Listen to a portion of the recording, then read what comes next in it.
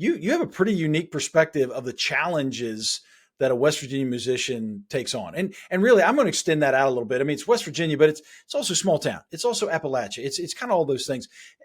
Kind of walk through some of us that haven't had that experience. What are some of those unique challenges that somebody's facing trying to be a musician in this area? Well, I think one of the biggest challenges for any musician is that you have to get past the moniker of local. Um, a lot of people hear the term local and they think low quality. And they don't realize you got to keep in mind that every band you've ever seen started as a local artist, dreaming in their bedroom.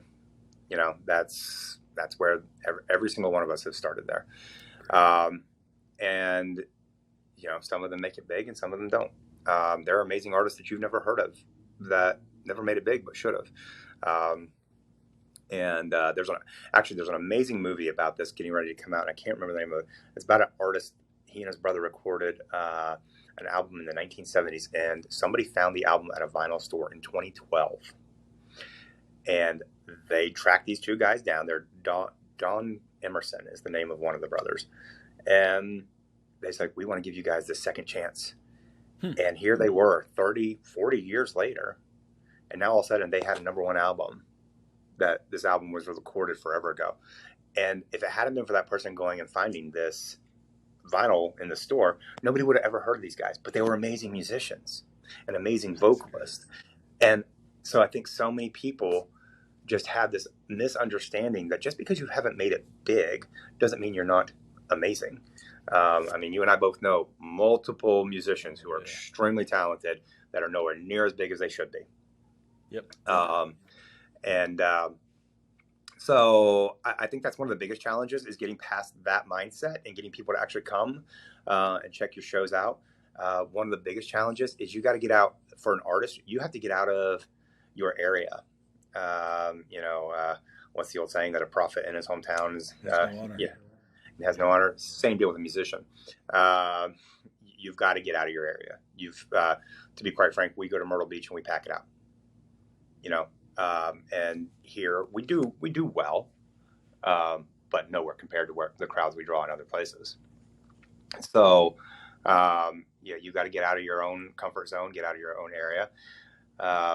The other hard thing here is just knowing how to promote, where are the right places to promote, where are the right places to play.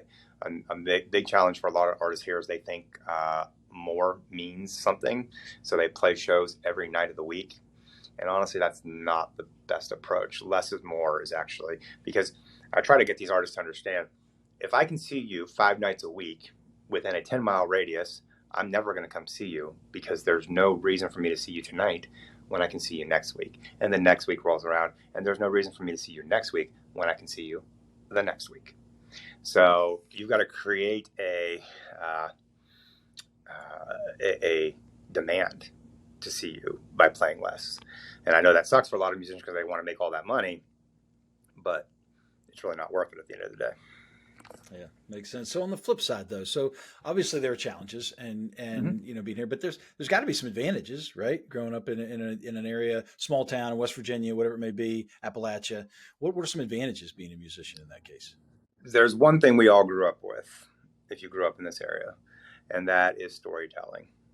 And you get together with anybody, you get 10 people from your class together, and how many stories, and everybody has the ability to tell stories that happened 40 years ago. We have a rich tradition of storytelling, and I think that translates to a ton of the artists here. I think there's a lot of really good writing ability in this state. A lot of the artists that I work with and talk with, they know how to craft a story. I think that is a very strong benefit. We all grew up on, I actually talked about this in one of our articles with Stephanie Adlington.